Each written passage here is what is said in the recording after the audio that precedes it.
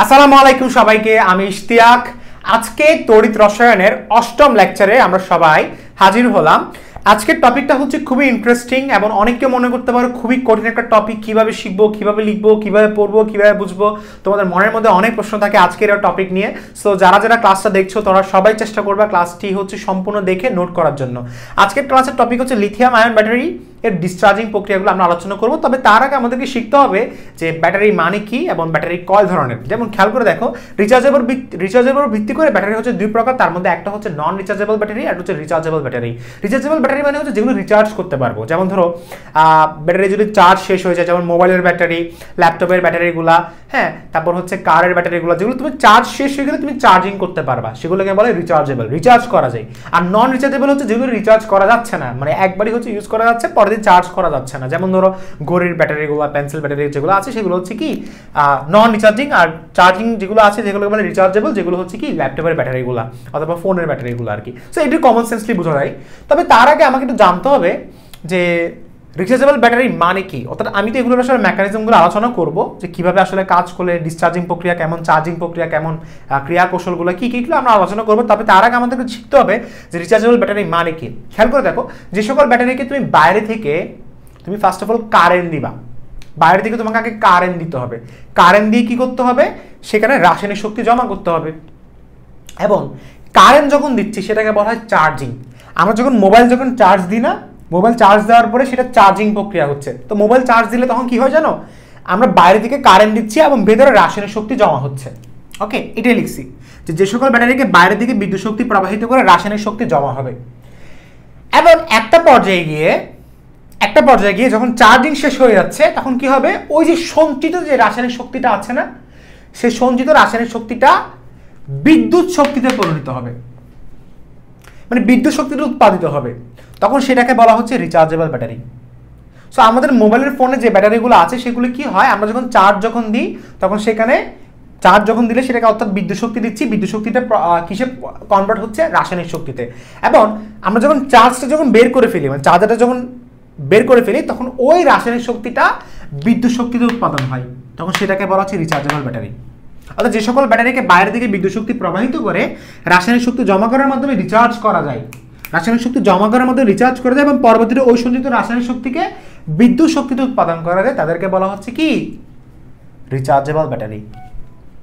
আশা করি বোঝাতে পারছি, তাই না? আচ্ছা, সো আজকে আমরা মেইনলি আলোচনা করব রিচার্জেবল ব্যাটারি নিয়ে। এবং রিচার্জেবল ব্যাটারির উদাহরণ হচ্ছে লিথিয়াম আয়ন ব্যাটারি এবং lead storage battery. Lithium ion battery এবং কি লেড স্টোরেজ ব্যাটারি। ওকে, আচ্ছা, সো সবাই লিখে নাও, আমরা তাহলে এখন মুছে দিচ্ছি। সো লিখে নিছো? আচ্ছা, রিচার্জেবল ব্যাটারি আমাদের লেখা কিন্তু শেষ। আচ্ছা, আমরা চিত্রটা মুছবো না, কিন্তু আমরা চিত্রটা মোছার দরকার নাই। আমরা জাস্ট কি করবো, রিচার্জেবল ব্যাটারির অপর নাম তো আশা করি শিখে ফেলেছো, গৌণ কোষ বা হচ্ছে সেকেন্ডারি ব্যাটারি অথবা সঞ্চয়ী কোষ, অনেকগুলো নাম বলা হয়। আর যেটা নন রিচার্জেবল যেটা আছে তার অপর নাম হচ্ছে প্রাইমারি সেল আর কি। নন রিচার্জেবল নিয়ে আজকে কথা হবে না, আজকে শুধু রিচার্জেবল ব্যাটারি এবং তার মধ্যে লিথিয়াম আয়ন ব্যাটারি নিয়ে আজকে আলোচনা করব। ওকে, সো এখানে আমরা মেইনলি কি লিখবো, এখানে আমরা মেইনলি লিখবো যে এটার পুরা ব্যাখ্যাটা। খেয়াল করে দেখো, এখানে আমরা আসলে এখন পর্যন্ত আমরা যেটা এখানে লিখেছি খুব ভালোভাবে খেয়াল করে দেখো, পুরা একটা চিত্র অর্থাৎ পুরা ব্যাটারির কোষটা খেয়াল করে দেখো, এটা ফুল ব্যাটারি সেল অর্থাৎ লিথিয়াম আয়ন ব্যাটারির ডিসচার্জিং প্রক্রিয়াটা আমরা আলোচনা করবো এখানে। তার মধ্যে আমি তোমাকে ইচ এন্ড এভরি পয়েন্ট আলোচনা করতেছি। তুমি জাস্ট প্রশ্ন করলে আমাকে, ভাইয়া এই জিনিসটা কি, এই জিনিসটা কি। ফার্স্ট অফ অল এটা হচ্ছে অ্যানোড তড়িৎদ্বার, অর্থাৎ এটা অ্যানোডে তড়িৎদ্বার, এটা হচ্ছে ক্যাথোডে তড়িৎদ্বার। বলতে পারো এই ভিতরে জিনিসগুলো কি, এগুলোকে বলা হচ্ছে লিথিয়াম যুক্ত গ্রাফাইটের লেয়ার। অর্থাৎ লিথিয়াম যুক্ত গ্রাফাইটের লেয়ার, গ্রাফাইট মানে হচ্ছে C6, এটা আস্তরণ, গ্রাফাইটের একটা আস্তরণ থাকে যেখানে লিথিয়াম ধাতুগুলো আটকানো থাকে।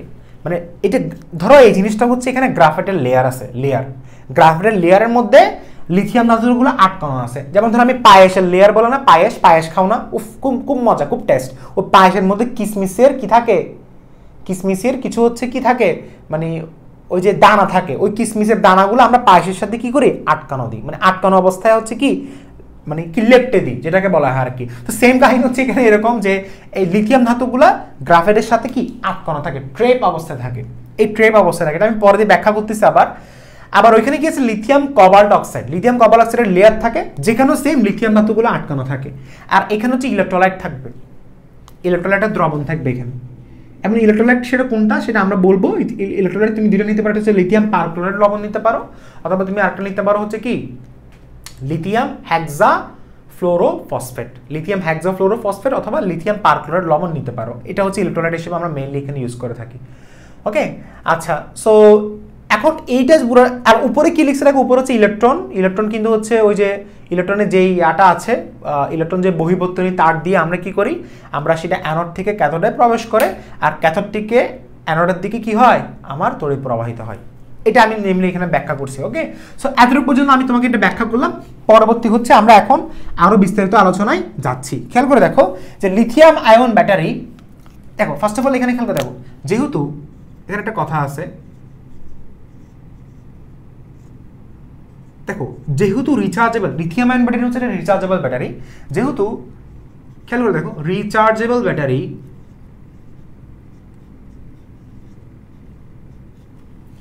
যেহেতু রিচার্জেবল ব্যাটারিতে বিদ্যুৎ শক্তি প্রবাহিত করে, বিদ্যুৎ শক্তি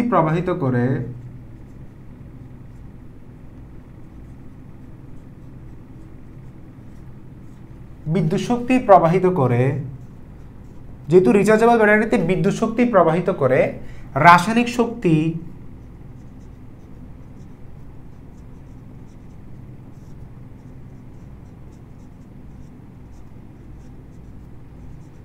জমা হয়, রাসায়নিক শক্তি জমা হয় না, রাসায়নিক শক্তি জমা হয় এবং পরবর্তীতে ওই রাসায়নিক শক্তি বিদ্যুৎ শক্তিতে পরিণত হয়, এবং পরবর্তীতে ডিসচার্জিং এর সময় পরবর্তীতে কি হয়, ডিসচার্জিং এর সময় লিখে ফেলো,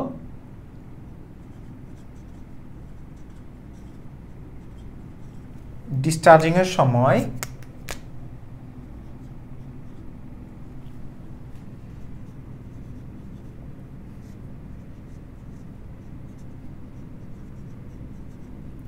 ওই রাসায়নিক শক্তি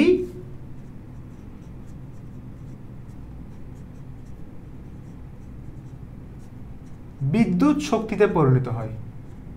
মানে এটা আমি নিজের ভাষায় লিখলাম আর কি, তাই না? সেহেতু এই কোষটি ইলেকট্রোলাইটিক কোষে শ্রেণীভুক্ত করা হয়, ইলেকট্রোলাইটিক কোষে। সেহেতু এই কোষটি আমরা দেখো, ইলেকট্রোলাইটিক কোষ মানে কি, ইলেকট্রোলাইটিক কোষ মানে আমরা কারেন্ট দিব এবং কারেন্টটা রাসায়নিক শক্তিতে পরিণত হবে। কি পরিণত হয় লিখছো? সেহেতু আগে ফার্স্টে পুরোটা লিখে ফেলি। আচ্ছা, আমি নীল কালারে লিখতেছি, আমি ইচ এন্ড এভরি পয়েন্ট বুঝাবো। সেহেতু এই কোষটি কোন, যদি বলা হয় লিথিয়াম আয়ন ব্যাটারি কোন ধরনের কোষে, এটা কি ইলেকট্রোলাইটিক কোষ নাকি ইলেকট্রোলাইটিক কোষ আছে, আর হচ্ছে ইলেকট্রোকেমিক্যাল কোষ আছে। ইলেকট্রোকেমিক্যাল মানে হচ্ছে তড়িৎ রাসায়নিক কোষ, আর ইলেকট্রোলাইটিক মানে হচ্ছে তড়িৎ বিশ্লেষক কোষ। সেহেতু এই কোষটি ইলেকট্রোলাইটিক, কোন লাইটিক বলো, ইলেকট্রোলাইটিক কোষে শ্রেণীভুক্ত করা হয়।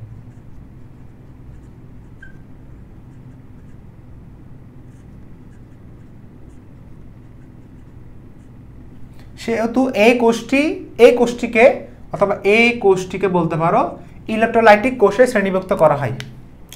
আসলে ইলেকট্রোলাইটিক মানে হচ্ছে কি জানো, তুমি কারেন্ট দিবা, কারেন্টটা ফ্লো হবে, ফ্লো হয়ে সেটা রাসায়নিক শক্তিতে পরিণত হবে, রাসায়নিক শক্তি তৈরি করবে।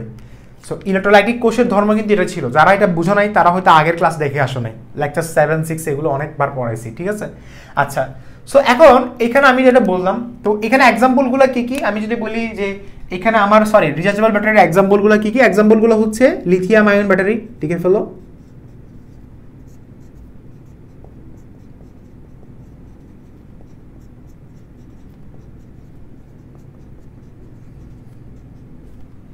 এবং হচ্ছে লেড স্টোরেজ ব্যাটারি,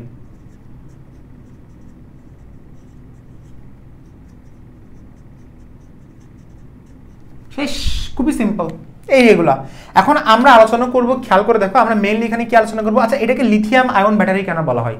কারণ এখানে অ্যানোড যেটা আছে না, অ্যানোডের লিথিয়াম ধাতুগুলা জারিত হয়ে লিথিয়াম প্লাস আয়নে পরিণত হয়। কেউ যদি আস্ক করে এটাকে লিথিয়াম আয়ন ব্যাটারি কেন বলা হয়, কারণ এখানে অ্যানোডে মানে অ্যানোড তড়িৎদ্বারে লিথিয়াম ধাতুগুলো জারিত হয়ে, জারিত মানে কি ইলেকট্রন ছেড়ে দিয়ে লিথিয়াম প্লাস আয়নে পরিণত হয় বিধায় একে লিথিয়াম আয়ন ব্যাটারি বলে। লিখে ফেলো, একে কি বলা হয়? লিথিয়াম আয়ন ব্যাটারি বলা হয়। ওকে, সো লিথিয়াম আয়ন ব্যাটারি লিখছো এটা? আবার বলতেছি কি, আমার মুখে মুখে আমি আরেকবার বলবো, এইখানে অ্যানোড তড়িৎদ্বারে লিথিয়াম ধাতু জারিত হয়ে লিথিয়াম প্লাস আয়নে পরিণত হয় বিধায় একে লিথিয়াম আয়ন ব্যাটারি বলে। সো আজকে আমরা আলোচনা করব কি লিথিয়াম আয়ন ব্যাটারি নিয়ে। Okay, so lithium ion battery rechargeable হওয়ায় এর চার্জিং এবং ডিসচার্জিং উভয় প্রক্রিয়া সংঘটিত হয়। এখানে একটা প্রশ্ন লিখে ফেলো, যেমন আমরা এখানে ফার্স্টে লিখে ফেলি লিথিয়াম আয়ন ডিসচার্জেবল হওয়ায়, lithium LITH lithium ion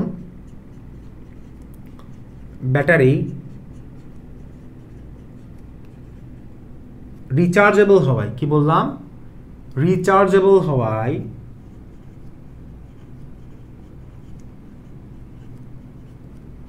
lithium ion battery rechargeable হওয়ায় এর চার্জিং এবং ডিসচার্জিং উভয় প্রক্রিয়া সংঘটিত হয়। এর চার্জিং এবং ডিসচার্জিং লিখে ফেলো, এর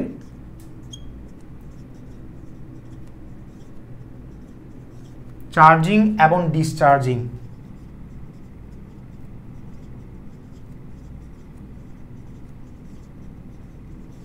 উভয় প্রক্রিয়া সংঘটিত হয়। লিখা হয়েছে উভয় প্রক্রিয়া সংঘটিত হয়।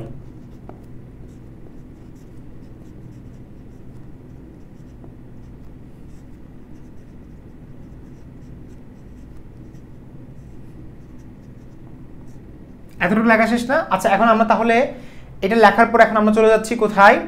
অ্যানোড তড়িৎদ্বার। আমরা এখন ব্যাখ্যা লিখবো কার? অ্যানোড তড়িৎদ্বার। ওকে, আমরা এখন কি ব্যাখ্যা লিখবো দেখো, অ্যানোড তড়িৎদ্বার। অ্যানোড অথবা ঋণাত্মক তড়িৎদ্বার। অ্যানোড অথবা কি ঋণাত্মক তড়িৎদ্বার। লিখে ফেলো, অ্যানোড অথবা কি ঋণাত্মক তড়িৎদ্বার। সো এই যে অ্যানোড যেটা আছে এটা অলওয়েজ ঋণাত্মক থাকবে, আর ক্যাথোডটা অলওয়েজ কি থাকবে? এখানে ধনাত্মক থাকবে। সো অ্যানোড এবং ঋণাত্মক তড়িৎদ্বার লিখছো, লেখার পরে একটা হচ্ছে এরকম একটা কি দিতে পারো, মানে অ্যানোড এবং ঋণাত্মক তড়িৎদ্বার এরকম একটা হেডলাইন দাও, বিষয়টা খুব ভালোভাবে উপস্থাপন করা যাবে। অ্যানোড এবং অথবা ঋণাত্মক তড়িৎদ্বারে কি কি আসবে দেখো, খেয়াল দেখো। অ্যানোড এবং ঋণাত্মক তড়িৎদ্বারে খেয়াল করে দেখো, এখানে মানে অ্যানোড এবং ঋণাত্মক তড়িৎদ্বারে গ্রাফাইটের স্তর থাকে। এভাবে লিখো, এখানে অ্যানোড এবং ঋণাত্মক তড়িৎদ্বারে গ্রাফাইটের স্তর থাকে। কি থাকে? গ্রাফাইটের স্তর অথবা গ্রাফাইটের লেয়ার থাকে। ওকে, এই গ্রাফাইটের লেয়ারে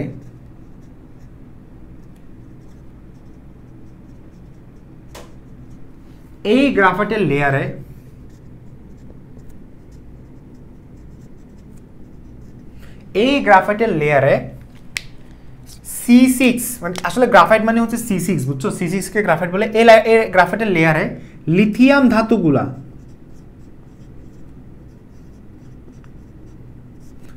ধাতুগুলা ট্র্যাপ অবস্থায় থাকে। লিথিয়াম ধাতুগুলো কোন অবস্থায় থাকে বলো? ট্র্যাপ অবস্থায় থাকে। মানে ট্র্যাপ বলতে আটকানো থাকে, ট্র্যাপ অবস্থায় থাকে। এই কি বললাম, এই গ্রাফাইটের লিথিয়াম ধাতুগুলো কি থাকে? ট্র্যাপ অবস্থায় থাকে।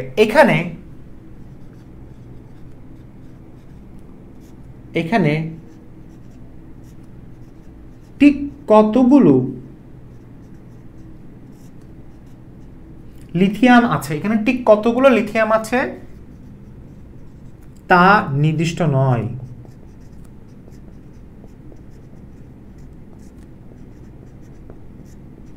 তা হচ্ছে কি নির্দিষ্ট নয়, বুঝা গেছে? এজন্য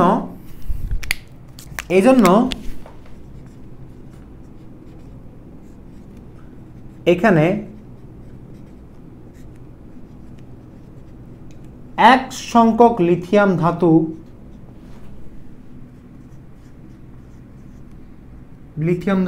আছে বলে ধরা হয়।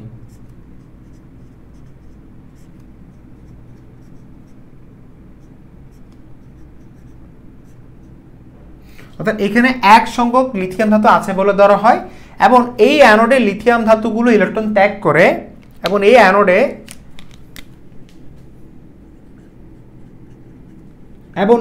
অ্যানোড তড়িৎদ্বারে কারণ অ্যানোডে সবসময় কিন্তু ইলেকট্রন ছাড়ানো হবে এবং এই অ্যানোড তড়িৎদ্বারে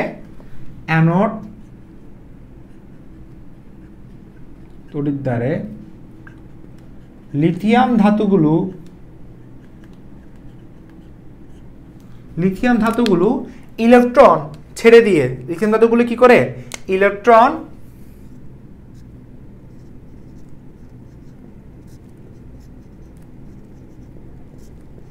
লিথিয়াম প্লাস আয়নে পরিণত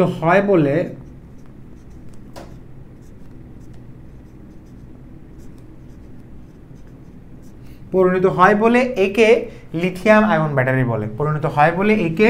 লিথিয়াম আয়ন ব্যাটারি বলে লিখে ফেলো একে লিথিয়াম আয়ন ব্যাটারি বলে শেষ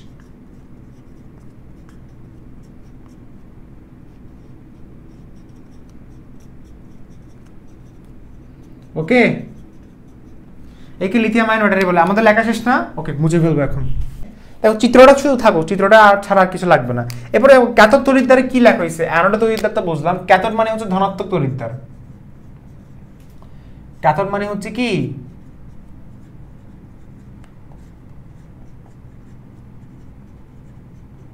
ধনাত্মক তড়িৎদ্বার আচ্ছা দেখো ক্যাথোড ধনাত্মক তড়িৎদ্বার মানে কি ক্যাথোডে কি হচ্ছে দেখো ক্যাথোডে আসলে আমরা যেটা আমরা নিয়েছি সেটা হচ্ছে ক্যাথোডে লিথিয়াম কপার অক্সাইডের লেয়ার থাকে এই ক্যাথোড তড়িৎদ্বারে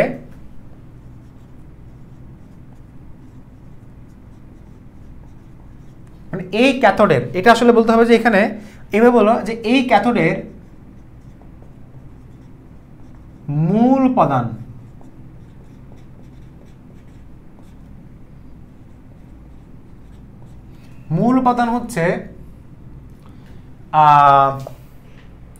মূল উপাদান হচ্ছে লিথিয়াম ধাতুর অক্সাইড মূল উপাদান হচ্ছে কি লিথিয়াম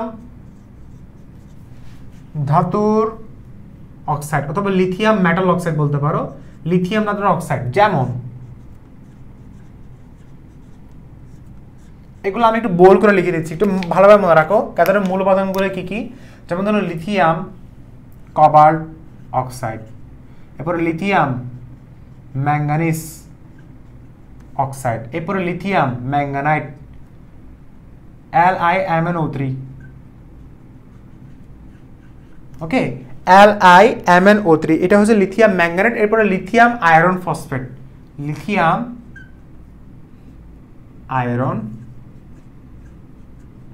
এগুলা এটসেট্রা এখানে ক্যাথোডের মূল উপাদানগুলো কি কি লিথিয়াম কপার অক্সাইড লিথিয়াম এটা হচ্ছে ম্যাঙ্গানিজ অক্সাইড এটা লিথিয়াম ম্যাঙ্গানেট আর lithium iron phosphate lithium manganate বলো লিথিয়াম ম্যাঙ্গানিজ অক্সাইড আর লিথিয়াম কপার অক্সাইড তো আমরা এখানে ইউজ করছি কোনটা লিথিয়াম কপার অক্সাইড শুধু তো আমরা এখানে ইউজ করছি কোনটা বলো লিথিয়াম কপার অক্সাইড ইউজ করছি বাকিগুলো ইউজ করেন যে কোনো একটা ইউজ করতে পারো মানে এগুলো সব অবলিক এগুলো তুমি একটা কাজ করতে পারো অবলিক দিতে পারো যে কোনো একটা তুমি এখানে ইউজ করতে পারো বোঝা গেছে কোনো সমস্যা না অবলিক দিতে পারো নাহলে কমা দিতে পারো তো আমি এখানে লিথিয়াম কপার অক্সাইড ইউজ করছি এটা হচ্ছে ক্যাথোডের মূল উপাদান লিথিয়াম কপার অক্সাইড তাহলে এখানেও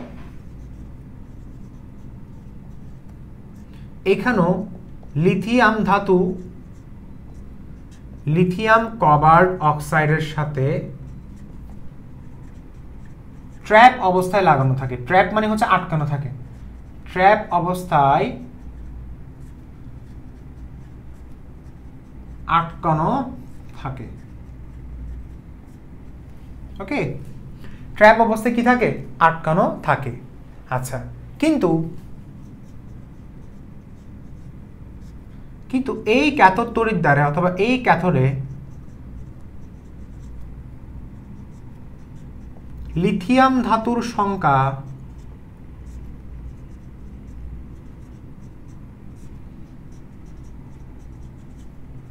অ্যানোডে লিথিয়াম ধাতুর সংখ্যা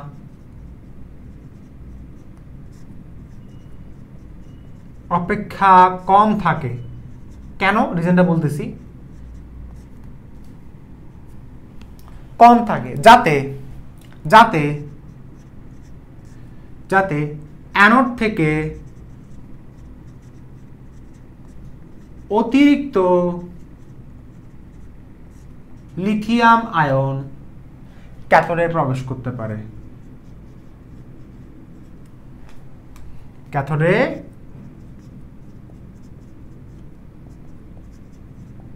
প্রবেশ করতে পারে। শেষ।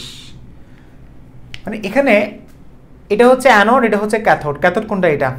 ক্যাথোডে লিথিয়াম ধাতুর পরিমাণ কম থাকে, অর্থাৎ এখানে যে লিথিয়াম কবাল্ট অক্সাইডের যে আস্তরণটা থাকে না, সেখানে কবাল্ট অক্সাইডের পরিমাণ বেশি, লিথিয়ামের পরিমাণ কম, যাতে ওইখান থেকে এক্সট্রা লিথিয়াম আমার ক্যাথোডে আসতে পারে। কেন আসতে পারে আমি একটু দেখাচ্ছি। এতটুকু লেখা হয়েছে। আচ্ছা, এরপরে চলে যাচ্ছে ইলেকট্রোলাইটে। ইলেকট্রোলাইট, আচ্ছা দেখো, একটা কোষ চালানোর জন্য ইলেকট্রোলাইট কিন্তু ভেরি ভেরি ইম্পর্টেন্ট। ইলেকট্রোলাইট ছাড়া কোনো পসিবল না। ইলেকট্রোলাইটের ভূমিকাকে আমি বলতেছি। ফার্স্ট অফ অল তুমি ইলেকট্রোলাইট হিসেবে কাকে কাকে নিবা? এখানে ইলেকট্রোলাইট হিসেবে তুমি নিতে পারবা লিথিয়াম পারক্লোরেট লবণ, মানে LiClO, লিথিয়াম পারক্লোরেট লবণ LiClO4, লিথিয়াম পারক্লোরেট লবণ নিতে পারো। এরপর আটা নিতে পারো লিথিয়াম হেক্সা, লিথিয়াম হেক্সা ফ্লোরোফসফেট, লিথিয়াম হেক্সা ফ্লোরোফসফেট, এটা হচ্ছে লিথিয়াম পারক্লোরেট লবণ, লিথিয়াম পারক্লোরেট লবণ, এটা হচ্ছে লিথিয়াম হেক্সা ফ্লোরোফসফেট। এদেরকে তুমি ইলেকট্রোলাইট হিসেবে ব্যবহার করতে পারবা। এদেরকে তুমি কি হিসেবে ব্যবহার করতে পারবা বলো? ইলেকট্রোলাইট হিসেবে তুমি ব্যবহার করতে পারবা। এখন আমি এখান থেকে চুজ করছি কাকে? LiClO4 কে, লিথিয়াম পারক্লোরেট লবণ। এটাকে বলা হয় লিথিয়াম পারক্লোরেট লবণ। এটা হচ্ছে লিথিয়াম হেক্সাফ্লোরোফসফেট, ফসফেট। এটা লিথিয়াম হেক্সাফ্লোরোফসফেট, ফসফেট। এটা এভাবে লিখে পি, এভাবে লিখবা ফসফেট, আবার PO4 না, এটা পি, মানে ফসফরাসকে এখানে ফসফেট বলতেছে। ওকে, লিথিয়াম হেক্সাফ্লোরোফসফেট ইলেকট্রোলাইট হিসেবে আমরা ব্যবহার করতে পারবো। বোঝা গেছে? আচ্ছা, ইলেকট্রোলাইটের কাজটা কি জানো? ইলেকট্রোলাইটের কাজ হচ্ছে যে অ্যানোডে যে আয়নগুলো থাকবে, কেউ যদি আস্ক করে ইলেকট্রোলাইটের কাজটা কি, অ্যানোডে যে আয়নটা থাকবে, অ্যানোড থেকে যে আয়নটা আসবে, অ্যানোড থেকে ওখানে লিথিয়াম প্লাস আয়নটা আসবে, এই লিথিয়াম প্লাস আয়নটাকে ক্যাথোডে মুভ করাবে। ফার্স্টে লিথিয়াম প্লাস আয়নটা কিন্তু ইলেকট্রোলাইটে এসে জমা হবে। সো লিথিয়াম প্লাস আয়নটাকে ক্যাথোডে মুভ করাবে কে? ইলেকট্রোলাইট। আর ইলেকট্রোলাইট হিসেবে কাকে নিয়েছি আমরা? লিথিয়াম পারক্লোরেট লবণকে আমরা নিয়েছি। আমরা চাইলে লিথিয়াম হেক্সাফ্লোরোফসফেটকে আমরা নিতে পারতাম। সো লিথিয়াম যে পারক্লোরেট যে লবণটা নিয়েছি, তার এই কি করে লিথিয়াম প্লাস আয়নটাকে ক্যাথোডে প্রবেশ করাবে। কেন প্রবেশ করাবে আমি একটু পরে বলতেছি। কারণ সে ওইখানে প্রবেশ না করালে, কারণ ওইটা প্রবেশ করানো মানে সে কি, দেখো লিথিয়াম পারক্লোরেট লবণটাকে প্রবেশ করাচ্ছে ওই জায়গায়, মানে হচ্ছে ইলেকট্রন প্রবেশ করানো। মানে এখান থেকে যে ইলেকট্রনটা আসলে ছাড়া হবে, সেই ইলেকট্রনটা কিন্তু ক্যাথোডে প্রবেশ করবে। আর ইলেকট্রন ক্যাথোডে প্রবেশ করলে ইলেকট্রন যেদিকে যাবে, অথবা যেদিকে ইলেকট্রন হচ্ছে কি করবে, গমন করবে, তার অপোজিট সাইডে কিন্তু বিদ্যুৎ আসবে। বিদ্যুৎ বলতে এটা আই। ওকে, আইটা হচ্ছে কারেন্ট, বিদ্যুৎটা এদিকে প্রবাহ করবে আর ইলেকট্রনটা ওদিকে প্রবাহিত করবে। আচ্ছা, এগুলো আস্তে আস্তে বুঝবা। আগে ফার্স্ট এটা লিখে ফেলো যে ইলেকট্রন হিসেবে কাকে ইউজ করবো? লিথিয়াম পারক্লোরেট লবণ এবং লিথিয়াম হেক্সাফ্লোরোফসফেট। ইলেকট্রনের কাজটা কি? অ্যানোডে যে লিথিয়াম প্লাস আয়নটা জারিত হয়ে উৎপন্ন হবে, সেই লিথিয়াম প্লাস আয়নটা লিথিয়াম পারক্লোরেট লবণ ক্যাথোডে প্রবেশ করাবে। ওকে, আচ্ছা, এখন এখানে ইলেকট্রোলাইটে আমরা কিন্তু এখন মনে রাখবা যে ইলেকট্রোলাইটে আমরা এখানে পানি ব্যবহার করতে পারবো না। আমরা ইলেকট্রোলাইটে পানি ব্যবহার করা যাবে না।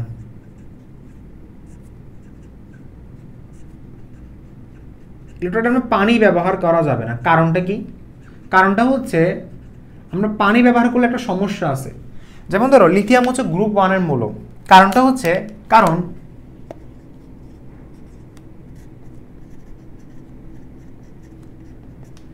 গ্রুপ 1 এর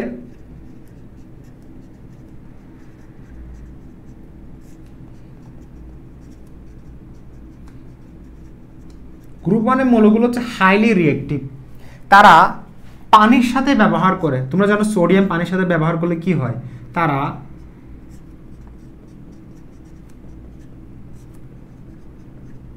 পানির সাথে খুব দ্রুত বিক্রিয়া ঘটিয়ে বিস্ফোরণ ঘটাতে পারে।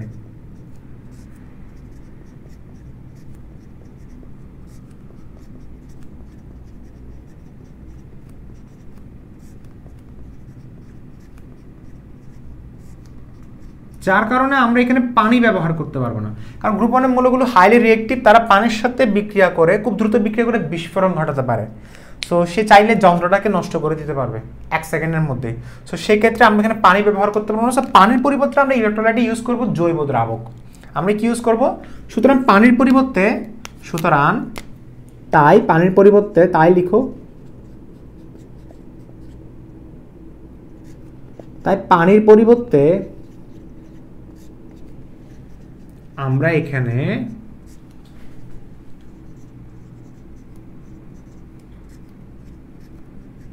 জৈব দ্রাবক ব্যবহার করব। জৈব দ্রাবক বলতে কারা কারা? জৈব দ্রাবক বলতে তুমি বলতে পারো, যেমন ধরো এই যেমন আমি এখানে একটা লিখছি ডাইইথাইল,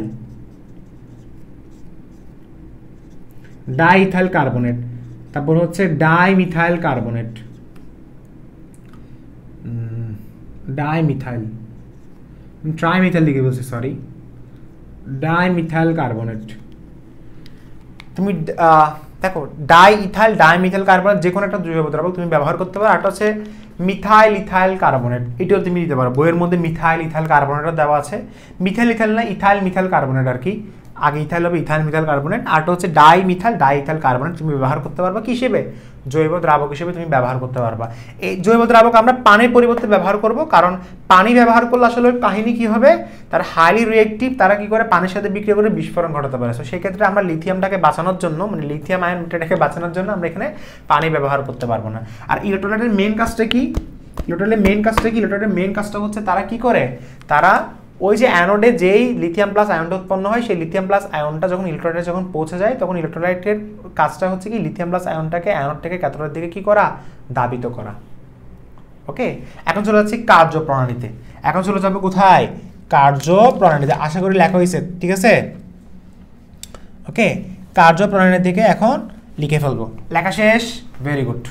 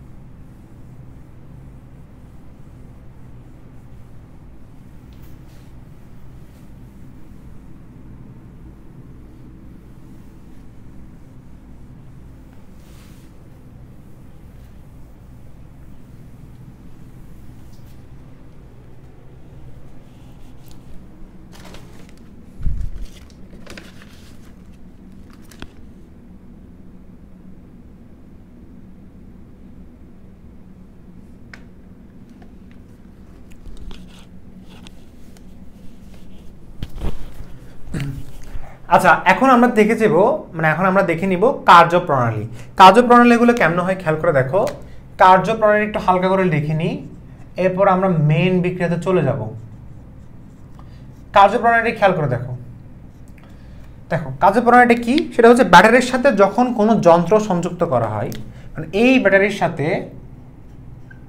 মানে এই ব্যাটারির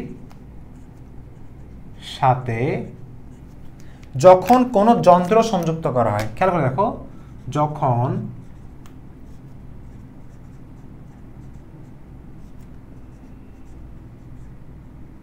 কোনো যন্ত্র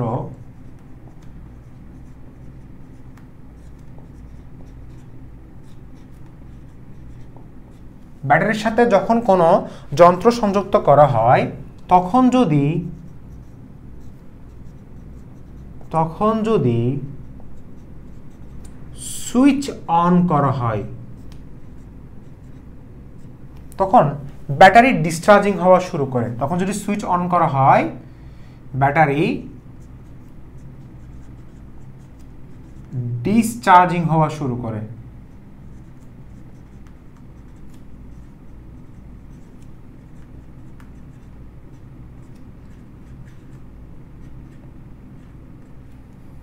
তখন ব্যাটারি কি হওয়া শুরু করে বলো? ডিসচার্জিং হওয়া শুরু করে স্বাভাবিকভাবে। কিভাবে ডিসচার্জিং হয় একটু আমি বলি। ফার্স্ট অফ অল দেখো, এখানে অ্যানোড যে তড়িৎদ্বার আছে, অ্যানোড তড়িৎদ্বারে লিথিয়াম আয়ন,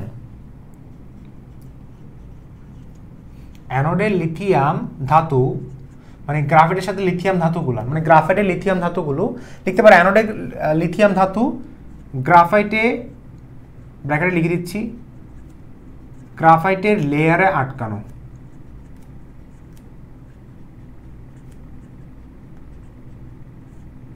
তো এখানে লিথিয়াম ধাতুগুলো কি হচ্ছে দেখো, লিথিয়াম ধাতুগুলো আমি একটু বোঝার জন্য ভালোভাবে তোমাকে একদম মার্কিং করে দিচ্ছি। এখানে লিথিয়াম ধাতু মানে গ্রাফাইটের লেয়ার আটকানো লিথিয়াম ধাতু জারিত হয়ে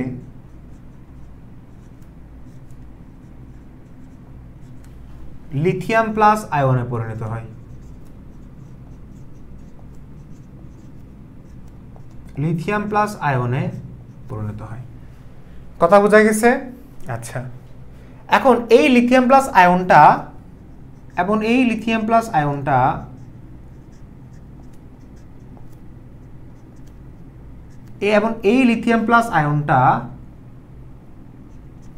এই লিথিয়াম প্লাস আয়নটা কোথায় চলে যাবে বলো? ইলেকট্রোলাইটে চলে যাবে। লিখে ফেলো এটা, ইলেকট্রোলাইটে প্রবেশ করবে। এবং ইলেকট্রোলাইটে যখন প্রবেশ করবে তখন সেই ইলেকট্রোলাইটটা কি করবে? এই লিথিয়াম প্লাস আয়নকে অ্যানোড থেকে ক্যাথোডে দাবিত করবে। অ্যানোড থেকে এবং ক্যাথোডে দাবিত করবে। কি দেখো, ফার্স্টে এই লিথিয়াম প্লাস আয়ন ইলেকট্রোলাইটে জমা হবে। আগে ফার্স্ট এটা লিখো। এরপর ইলেকট্রোলাইট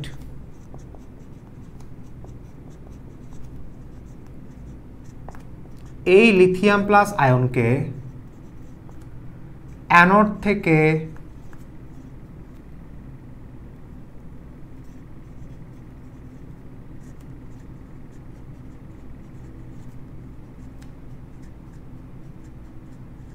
ক্যাথোডে দাবিত করে পক্ষান্তরে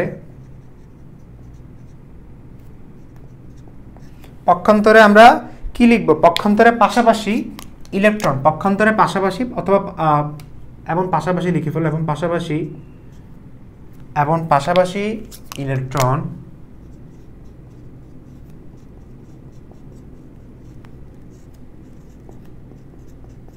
বহিবর্তনে দিয়ে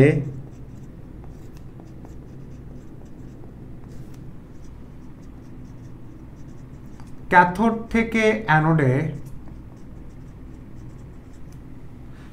থেকে অ্যানোডে প্রবাহিত হয়। পাশাপাশি ইলেকট্রন ক্যাথোড থেকে না, সরি অ্যানোড থেকে ক্যাথোডে, পাশাপাশি ইলেকট্রন বহির্গমন দিয়ে অ্যানোড থেকে ক্যাথোডে প্রবাহিত হয় এবং পক্ষান্তরে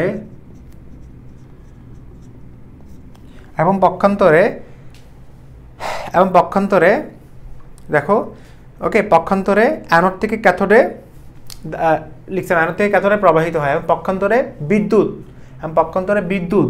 বিদ্যুৎ মানে কি? কারেন্ট। বিদ্যুৎ ক্যাথোড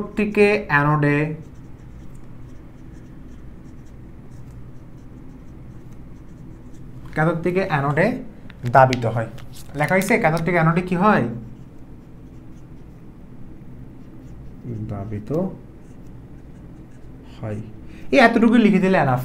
ওকে, এতটুকু লিখে দিলে কি এনাফ। ওকে, এবং ব্যাটারির সাথে যখন যন্ত্রটি সজ্জিত করা হয় বা সংযুক্ত করা হয় তখন নিম্নোক্ত প্রক্রিয়ায় ডিসচার্জিং এবং চার্জিং প্রক্রিয়া সংঘটিত হয়। নিম্নোক্ত প্রক্রিয়ায় ডিসচার্জিং প্রক্রিয়া সংঘটিত হয়। এবার দেখতে পারো এখন যখন ব্যাটারির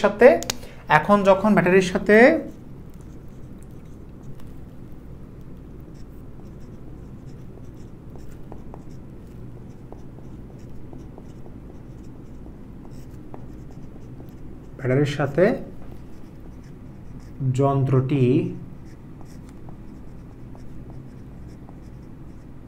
সংযুক্ত করা হয়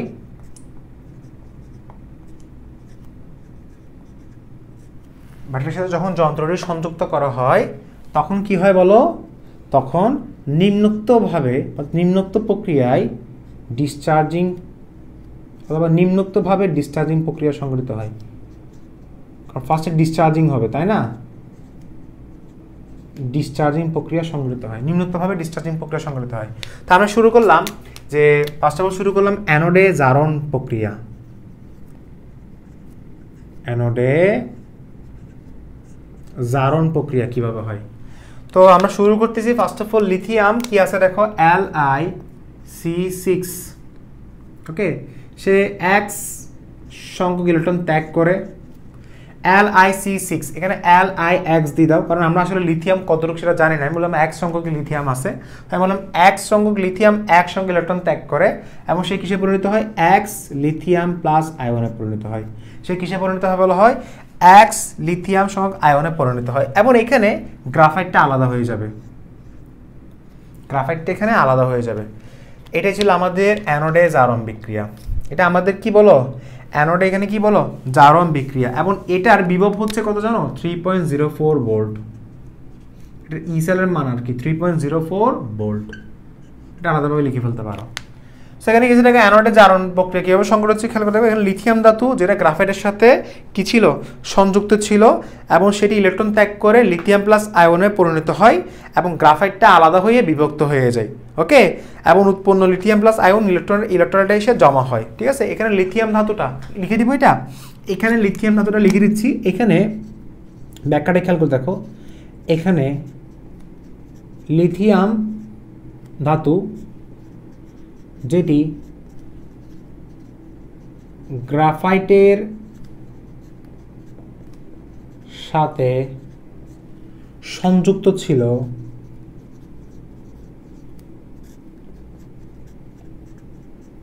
এখানে লিথিয়াম ধাতু যেটি গ্রাফাইটের সাথে সংযুক্ত ছিল সেটি এক সংখ্যক ইলেকট্রন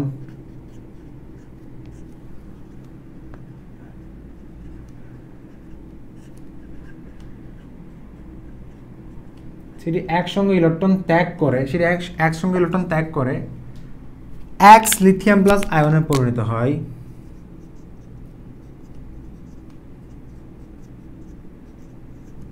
X লিথিয়াম আয়নে পরিণত হয় এবং গ্রাফাইটগুলো আলাদা হয়ে বিভক্ত হয়ে পড়ে এবং গ্রাফাইট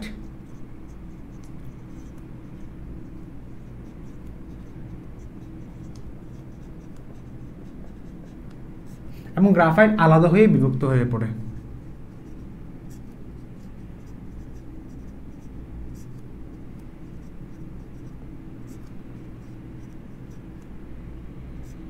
গ্রাফাইট আলাদা হয়ে বিভক্ত হয়ে পড়ে, খুবই সিম্পল একটা লজিক, তাই না? গ্রাফাইট আলাদা হয়ে বিভক্ত হয়ে পড়ে। আচ্ছা, এটা আমি জাস্ট লিখলাম এখানে। সো গ্রাফাইট আলাদা হয়ে বিভক্ত হয়ে পড়ে এবং ওই লিথিয়াম প্লাস আয়নটা খেয়াল করে দেখো, এই লিথিয়াম প্লাস আয়নটা কিন্তু ইলেকট্রোলাইটে এসে জমা হয়। আমি তোমাকে আগে একটা হাজারবার বলছি যে এখান থেকে লিথিয়াম প্লাস আয়ন যেটা বের হবে সেটা ইলেকট্রোলাইটে এসে জমা হয় এবং ইলেকট্রোলাইট কি করে, ওই লিথিয়াম প্লাস আয়নটাকে অ্যানোড থেকে ক্যাথোডে প্রবাহিত করে। আমি এখানে লিখছিলাম লিথিয়াম প্লাস আয়ন যখন ইলেকট্রোলাইটে এসে জমা হয় তখন এরপর ইলেকট্রোলাইট এই লিথিয়াম প্লাস আয়নকে অ্যানোড থেকে, মানে এই অ্যানোড থেকে ক্যাথোডে সেটা দাবিত করে এবং পাশাপাশি ইলেকট্রন বহির্বর্তন দিয়ে অ্যানোড থেকে ক্যাথোডে সেটা চলে যায়, বলছিলাম না? আচ্ছা, এখন অ্যানোডে জারণ বলছি, এখন ক্যাথোডে বিজারণ প্রক্রিয়া।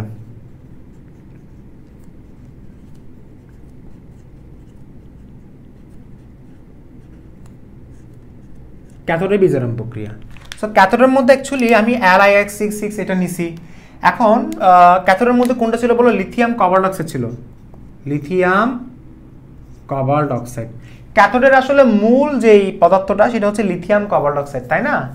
তো এখানে আসলে কাহিনী কি দেখো, যে ক্যাথোডে বিজারণ যখন সংঘটিত হয়, আমি একসাথে লিখে ফেলবো, আমি কিছু ব্যাখ্যা লিখি আগে কিছু ব্যাখ্যা লিখি। খেয়াল করে দেখো, ক্যাথোডে বিজারণ প্রক্রিয়াতে একটা কথা আছে যে ক্যাথোডে লিথিয়ামের পরিমাণটা,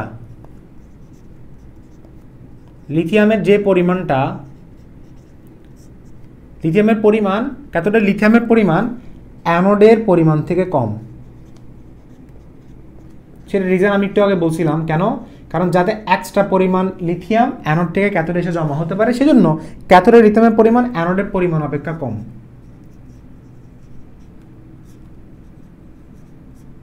অ্যানোডের পরিমাণ অপেক্ষা কম। যেমন ধরো অ্যানোডে লিথিয়ামের পরিমাণ কত বলো, তুমি এক্স ধরছো,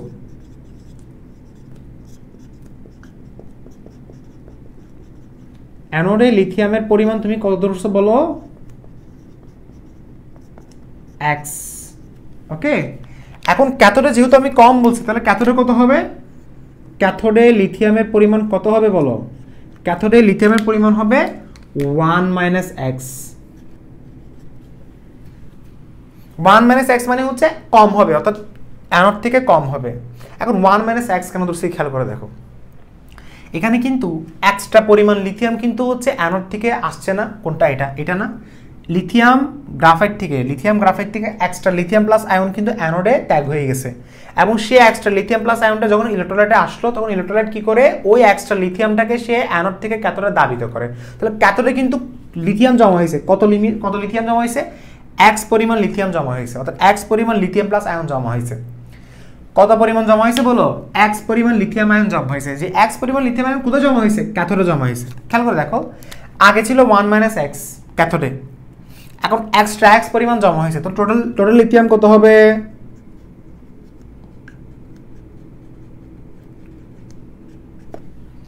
আগে ছিল 1 - x, তাহলে x পরিমাণ আবার জমা হয়েছে, তাহলে x = কত, টোটাল 1 লিথিয়াম, মানে 1 সংখ্যক লিথিয়াম যাতে জমা হয়। এখানে আমরা 1 - x কেন ধরছি, কারণ এখানে দেখো 1 - x ধরার রিজনটা হচ্ছে যাতে আগে ছিল, এটা লিখবে এইভাবে, আগে ক্যাথোডে লিথিয়ামের পরিমাণ হচ্ছে কত 1 - x, অ্যানোডে লিথিয়ামের পরিমাণ কত শুধু x, তাই না?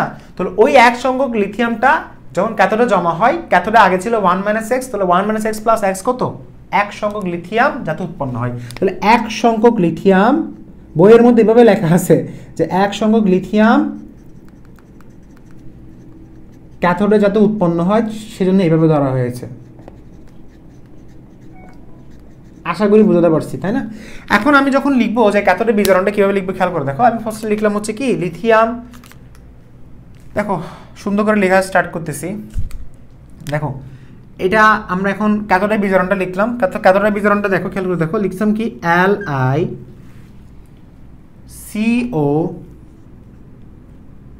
LiCO2, তাহলে Li 1 - x হবে না, এটা ভুল হয়েছে না, লিথিয়ামের পরিমাণ কত 1 - x, তাহলে আমি এখানে কি লিখবো, COO2 লিখবো না, COO2, Li 1 - x COO2 plus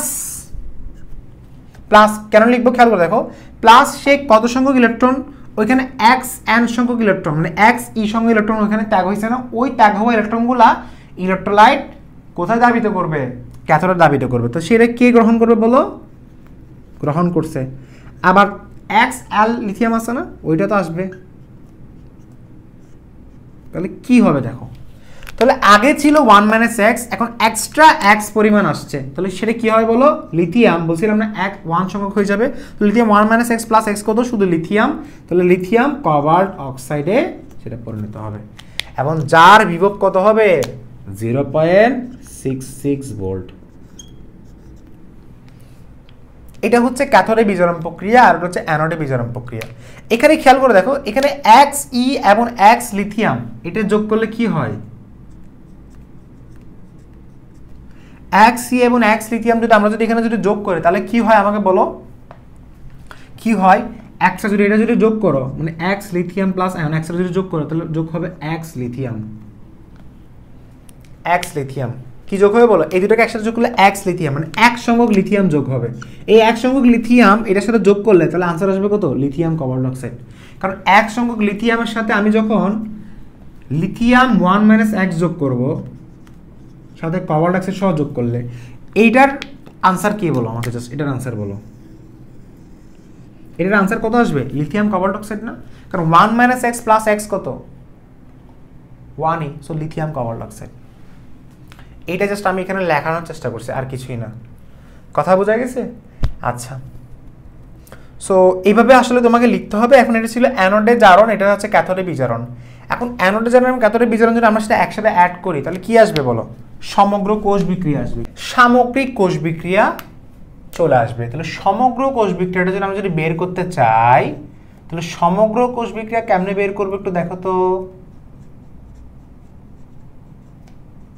সমগ্র কোষ বিক্রিয়াটা, সমগ্র কোষ বিক্রিয়া কেমনে আসে খেয়াল করে দেখো। ফার্স্ট অফ অল আমি যদি নীল কালি দিয়ে লিখি Li(X)(C)(6), তারপর এটা আর এটা তো কাটাকাটি যাবে, যদি যোগ করি প্লাস Li(1 - X)(CO(O2)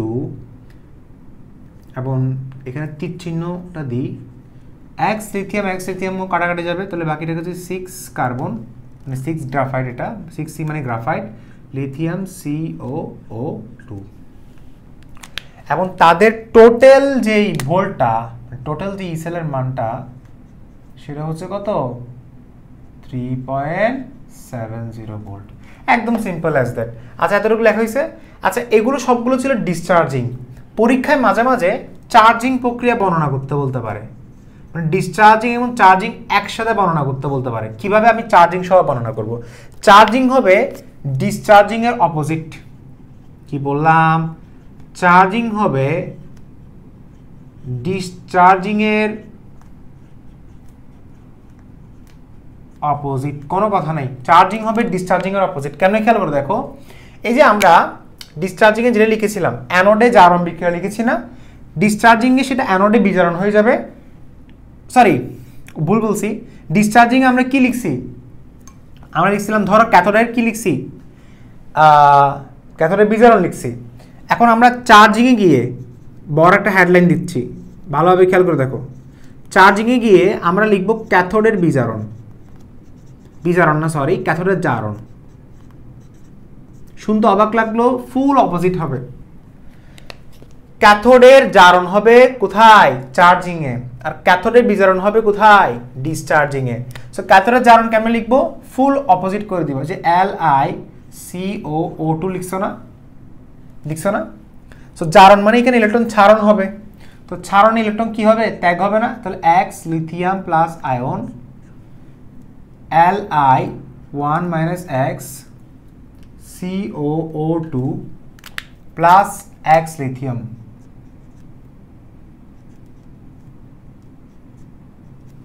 এটাই হবে হচ্ছে আমাদের কি? ক্যাথোডের জারণ। এরপরে ক্যাথোডে বিজারণ কোথায় গেল? সরি, ক্যাথোডে না, অ্যানোডে বিজারণ। কারণ অ্যানোডে জারণ ছিল, এখন অ্যানোডে কি হবে? বিজারণ হবে। সো ওইখানে অ্যানোডে কি ছিল বলো? জারণ ছিল না। সো আমি লিখলাম X লিথিয়াম প্লাস 6 কার্বন, মিলে লিখেছি দেখো Li(X)(C)(6) হয়ে গেছে। ঠিক আছে, সো এখানে X যে প্লাস ইটা ছিল না, বিজারণে সবসময় ইলেকট্রন কি হয়? গ্রহণ হয়। তো Li(X)(C)(6) এখানে মাইনাস, যখন X ইলেকট্রন দিব মাইনাস লেখা, আর ওই জায়গায় সেটা কি হয়ে যাবে? প্লাস হয়ে যাবে। তো আমি এই জায়গায় সেটা লিখি যে প্লাস X ইলেকট্রন, সেটা আমি এখানে কেটে দিতে পারি, ঘুরে ফিরে সেম কথাই। তো যারা বুঝে না তাদেরকে আরেকবার বলে দিচ্ছি, দেখো এটা প্লাস মানে হচ্ছে অ্যানোডে বিজারণ মানে সবসময় এটা গ্রহণ হবে, আর ক্যাথোডে জারণ মানে এটা সবসময় ছাড়ন হবে। তো এখানে ছাড়ন হয়েছে, আর ক্যাথোডে কি বিজারণ হয়েছে? তো এখন সামগ্রিক কোষ বিক্রিয়া যদি আমরা যদি আবার লিখতে চাই, সামগ্রিক কোষ বিক্রিয়াটি খেয়াল করে দেখো, উল্টা করে দিবা। আমি আবার বলতেছি, চার্জিংয়ে উল্টা হবে। চার্জিংয়ে কিভাবে উল্টা হবে ভাইয়া? চার্জিং উল্টা হবে। কি বললাম? চার্জিং উল্টা হচ্ছে। খেয়াল করে দেখো উল্টা কি। আবার আমরা ফার্স্টে যেটা লিখলাম সেগুলোকে আমরা যদি বলি সমগ্র কোষ বিক্রিয়া আকারে লিখি,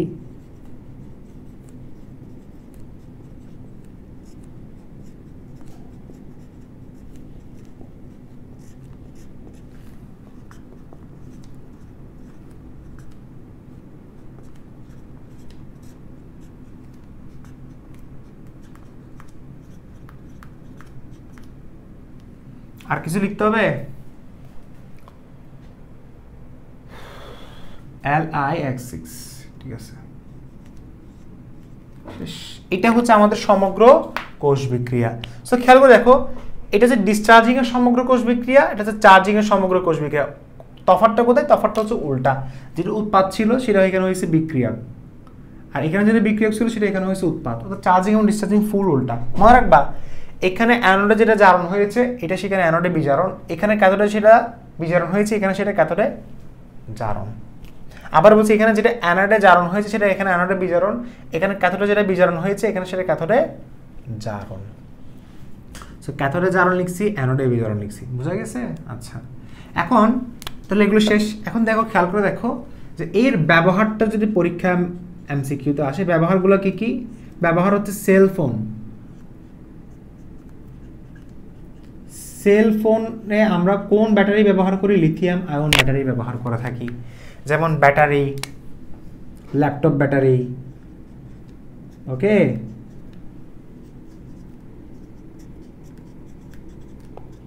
তারপর হচ্ছে ক্যামেরা ফোনের ব্যাটারিগুলা, হাবি জাবি অনেকগুলো আছে ক্যামেরা ফোনের ব্যাটারি, হ্যাঁ এগুলা।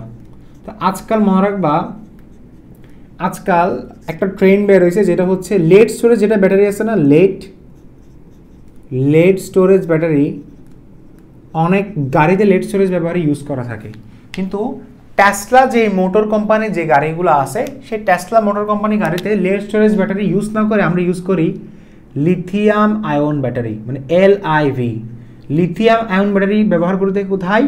টেসলা মোটর কোম্পানির কারগুলোতে, টেসলা মোটর কোম্পানির গাড়িগুলোতে আমরা ব্যবহার করে থাকি লিথিয়াম আয়ন ব্যাটারি, আমরা লেড স্টোরেজ ব্যাটারি ব্যবহার করে থাকি না। সো এটা ছিল আমাদের দ্য